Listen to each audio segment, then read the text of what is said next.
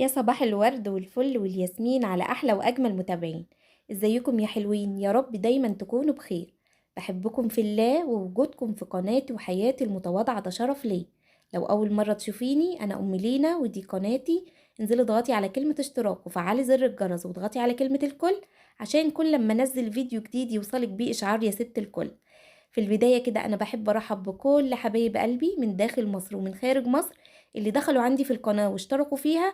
بقول لكم ان وجودكم في قناتي على راسي من فوق، وربنا يخليكم ليا يا حبايب قلبي، ويديمكم اللهم امين دايما نعمة في حياتي. النهاردة بقى عندنا يوم جديد وروتين جديد مليان طاقة ونشاط وحيوية. تابعيني لاخر الفيديو ان شاء الله تستفادي منه.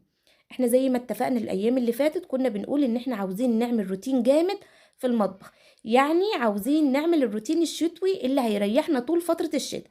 فانا بصراحة بقى كده النهاردة قمت وقلت بقى ايه، انا لازم ابدا الروتين دوت بدري، عشان انتوا عارفين ان روتين المطبخ بالذات بياخد مننا وقت جامد جدا.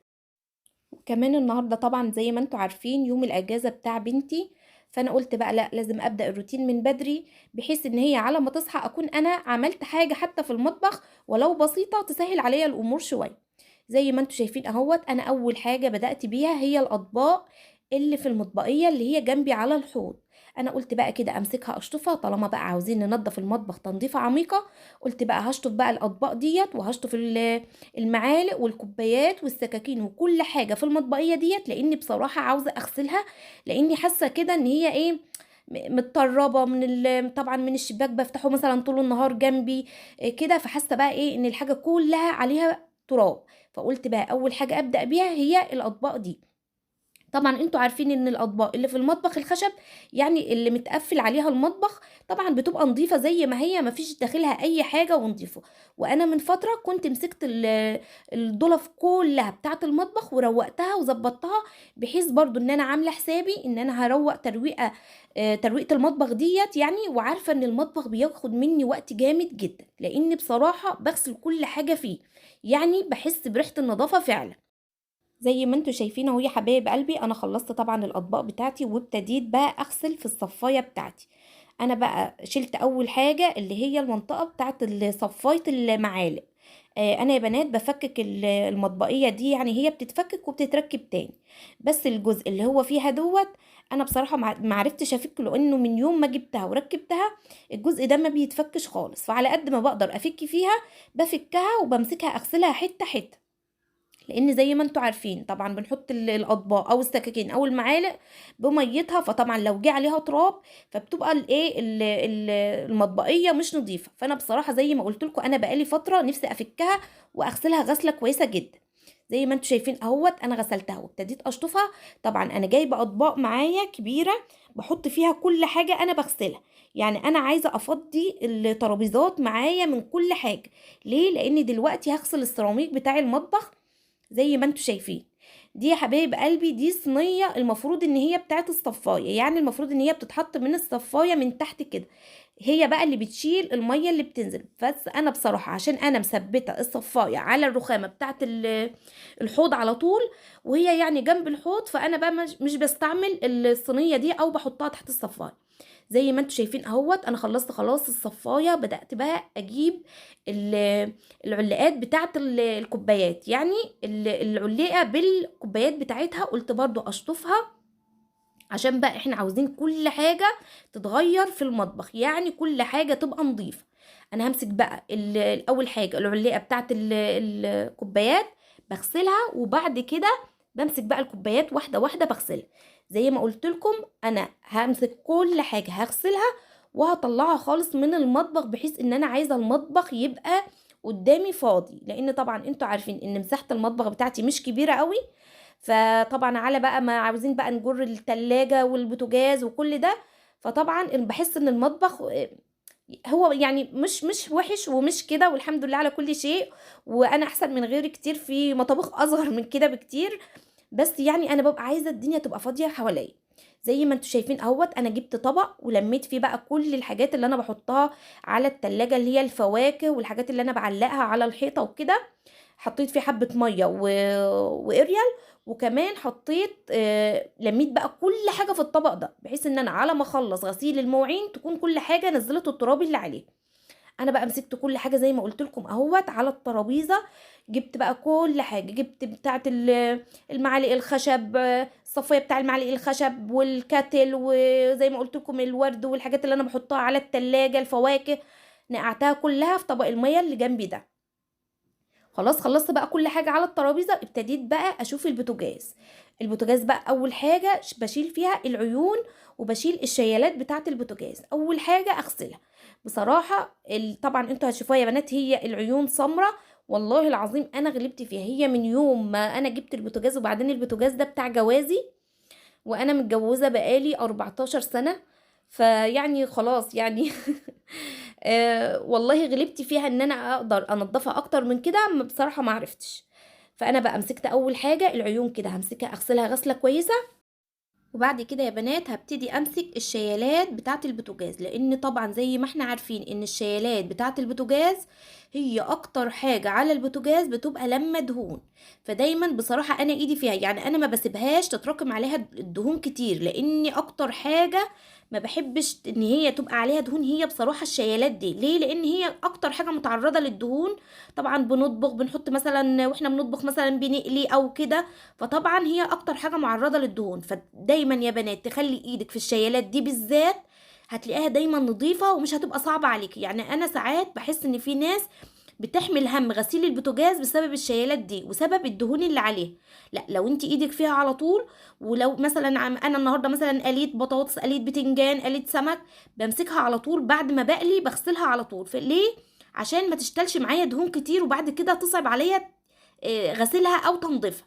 زي ما انتم شايفين اهو يا حبايب قلبي، صلوا بينا على النبي يا بنات. اللهم صل وسلم وبارك على سيدنا محمد وعلى اله وصحبه وسلم. اذكر الله دايما، لا اله الا الله وحده لا شريك له، له الملك وله الحمد، يحيي ويميت وهو على كل شيء قدير.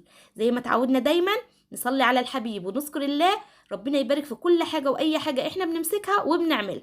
زي ما انتم شايفين اهو يا حبايب قلبي، انا بقى مسكت الشيالات بتاعتي اهوت، غسلتها غسله نظيفه. زي ما قلت لكم انا مش بسيب عليها دهون متراكمه كتير اهوت. انا همسكها بقى اشطفها، وطبعا هركنها طبعا في الطبق اللي جنبي، بحيث ان انا زي ما قلت لكم نفضي المطبخ من كل حاجه، حتى حاجه البوتاجاز وكل حاجه. ليه؟ لان احنا بقى لسه هنغسل البوتاجاز بتاعنا، وبعد كده نحط الشيلات بتاعتنا عليه بعد ما ينضف مننا خالص. انا طبعا زي ما انتوا عارفين انا كنت حاطه ورقه ألمونيوم على البوتاجاز، انا طبعا شلتها خالص لاني عاوزه اغيرها، لاني بقالي فتره بصراحه ما غيرتهاش، فانا شلتها دلوقتي عشان هغيرها. زي ما انتوا شايفين اهو يا حبايب قلبي، خلاص احنا خلصنا غسيل كل حاجه وطلعناها من المطبخ. هنبتدي بقى نجر قطعه المطبخ دي، لان هي دي اللي هتوسع ليا في غسيل البوتاجاز وغسيل التلاجة وكل حاجه. زي ما انتوا شايفين اهو انا بدات اشيل قطعه المطبخ دي، لان هي دي القطعه الوحيده اللي بتتحرك عندي.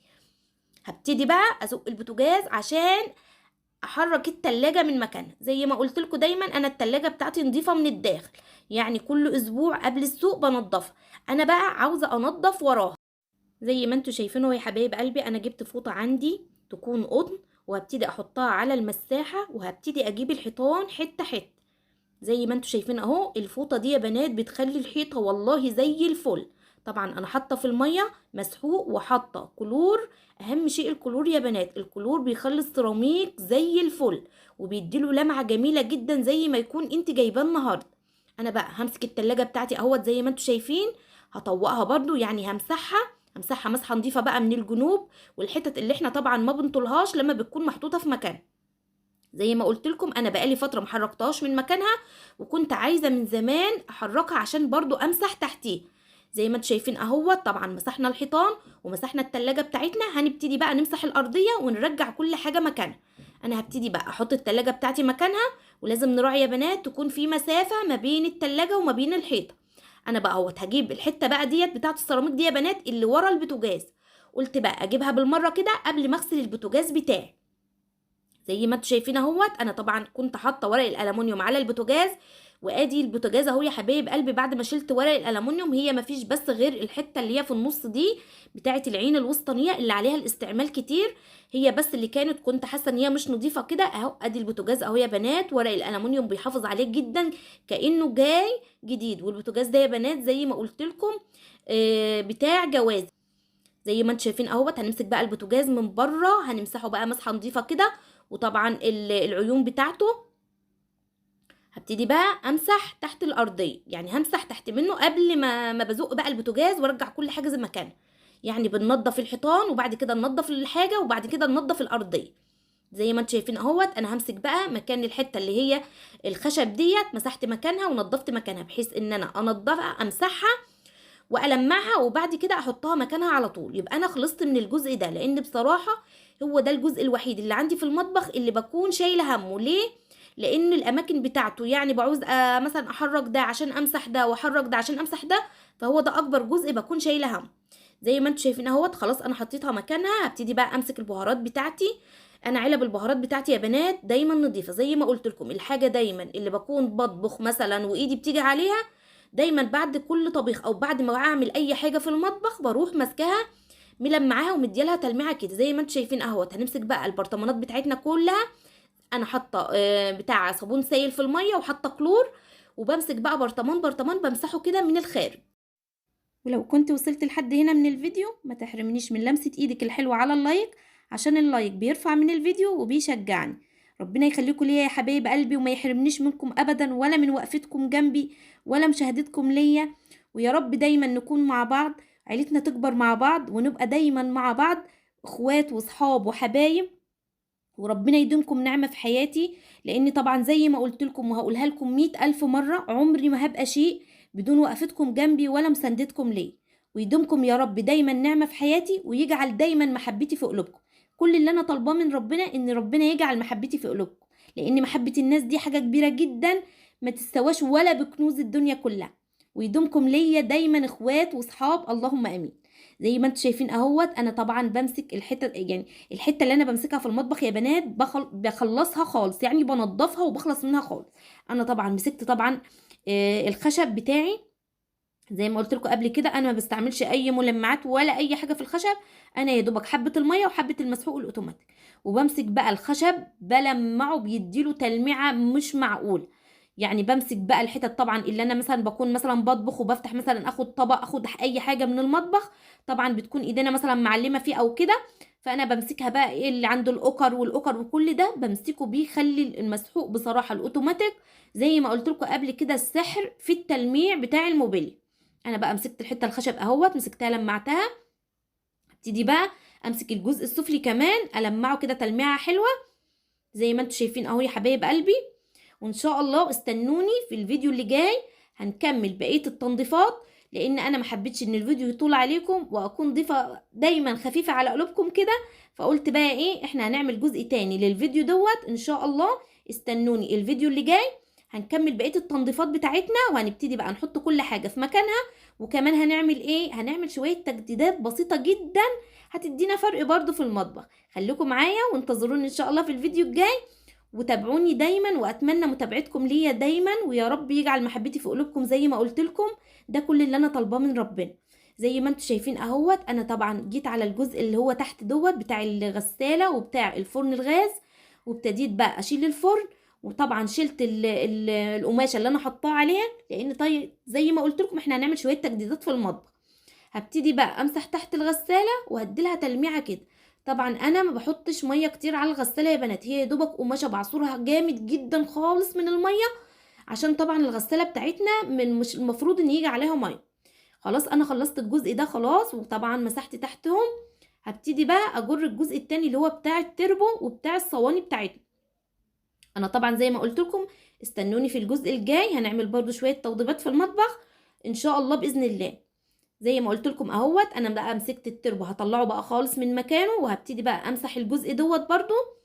وكمان هنمسك الجزء بتاع الخشب اللي هو خشب المطبخ. هبتدي بقى اشد اهوت وهبتدي امسح مكانه، وبعد كده هنرجع كل حاجه مكانها.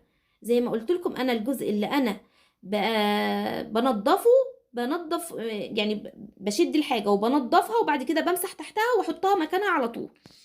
هنبتدي بقى نمسح المطبخ بتاعنا، وبكده يكون روتيننا خلص. استنوني في الروتين الجاي ان شاء الله. اسيبكم في رعاية الله، والسلام عليكم ورحمة الله وبركاته.